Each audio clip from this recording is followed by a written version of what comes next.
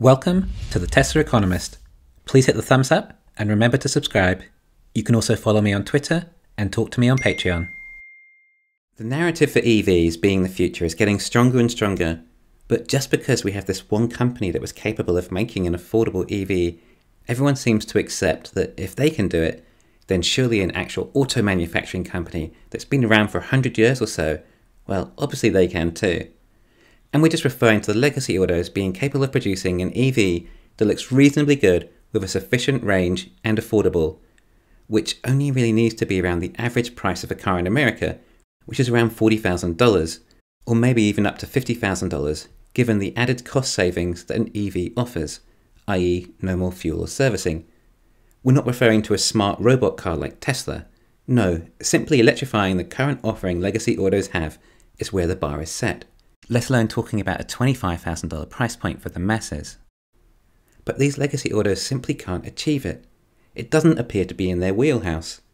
Again, part of the reason are the legacy systems and Tesla's economies of scale, creating an automatic $15,000 to $20,000 discrepancy in cost per vehicle before legacy autos have even spent $1 on the actual cost of manufacturing a car.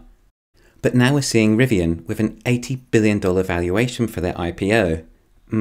That is crazy. I've said before that the EV industry might bubble, something similar to the dot-com bubble, especially if the US get this tax credit. The issue is that the barriers to entry in starting an EV company are a lot tougher than putting up an e-commerce website, as in the dot-com bubble. Although I really have to hand it over to Trevor Milton, Nikola reached an unbelievable value without even a working prototype, unless you include rolling trucks down a hill. Perhaps that's more an indication of the madness of crowds and how truly insane people can get, particularly when it comes to FOMO in this scenario. FYI, if you feel you missed out on investing in EVs, well, it's still not too late to actually invest in Tesla, rather than invest in a company with a valuation larger than GM that hasn't even delivered one car. Also, one other issue with Rivian is it has ties to Jeff Bezos, who could quite possibly hold back the growth of the company by refusing to use things like the Tesla charging network or Tesla FSD just out of spite.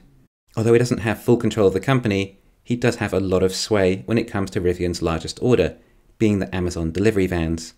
Anyway, Rivian make a really nice looking pickup truck, much nicer than the F-150 Lightning, and they don't face all these legacy auto moats, although I suspect, unlike Tesla, they will have to invest significantly in advertising.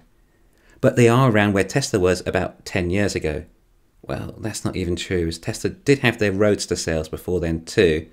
Either way, Tesla's market valuation was around $2 to $3 billion back then. Oh, also, when Tesla were that size back then, there wasn't a massive juggernaut of an EV company already. They were actually the market leaders. Rivian faces a lot of other competition in this space. The valuation is beyond absurd.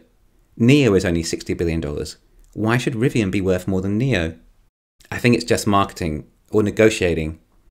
In negotiation, one strategy is to start with an absurdly high number, so that when the valuation falls back to $60 billion, then investors will think, oh, $60 billion, well that's $20 billion less, so that's a good discount. Whereas the actual valuation probably should have been closer to $40 billion, just going by the market, not my personal valuation. I think NIO, Lucid, probably all of them are overpriced because they think they can expect similar profits to Tesla. But Tesla has a brand that consumers are willing to pay more for in the first place, and they have the lowest costs in the industry, and these costs will continue to diminish further as time goes on. I do believe EVs and associated services like FSD will be a much larger industry than the internal combustion auto industry, and offer more opportunities. But these other EV companies are valued like they'll be just as big and successful as Tesla, and be able to achieve similar economies of scale and similar profit margins. Just because EVs are so profitable for Tesla doesn't mean they'll be for everyone else, and that is why they're so overpriced. Tesla haven't just done something amazing in the EV industry, it's remarkable by any business standard. It just happens to be in the auto industry, and everyone has witnessed what Tesla has done, and they think they can simply copy their playbook. And because Tesla's numbers look so good, there is plenty of capital that investors are willing to risk in the chance others can succeed. But this is not the case. Elon and Tesla have pretty much built this entire industry from scratch. They're the ones that decided lithium-ion batteries were the path. They decided that charging stations would be necessary. They worked out you can control the entire car from the computer, something no one else has done yet. Tesla is still the only computer on wheels to this date. Some of the others are trying with their own over-the-air updates, but we're talking about simply firmware updates. And they're even struggling with those. Not updates that will allow the car to suddenly stop at traffic lights, or increase range and performance. That's right, there is an upgrade to the Model Y long range, where you can pay for improved acceleration. That's how much control the computer has over the car. But the legacy autos can update their firmware, well barely, with their over-the-air updates. And thus, they get to tell their customers and shareholders that they can do over-the-air updates, just like Tesla. It's such a scam. I can't believe the audacity of the people at Volkswagen, Ford and GM.